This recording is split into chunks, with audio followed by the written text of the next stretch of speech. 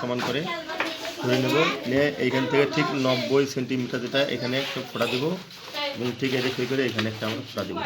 তো এটা পুরাটা একটা বৃত্ত দিয়ে দেবো, সুন্দর করে আমরা এই বৃত্তটা দিয়ে দেবো। এখানে এখানে দুইটা ফোঁটা দিয়ে দেবো। দেওয়ানোর পর এটা আমাদের মাছ হওয়ানোর পর এখান থেকে আমাদের এইটার মাপ পর্যন্ত এখানে একটা আমরা ফুল স্টপ দেবো, এখানে একটা ফুল স্টপ দেবো। দেওয়ানোর পর এইটা আমরা সুন্দর করে বাঁকা করে এখানে দেবো লাগে, এটাও আমরা এখানে সুন্দর করে দিয়ে দেবো। আবার এটা এখানে দেবো, আবার এটা দেওয়ানোর পর ঠিক এই যে আমরা মাছটা নিয়েছিলাম মাছ, এই মাছ থেকে এইটা আমরা নেব সোজা করে।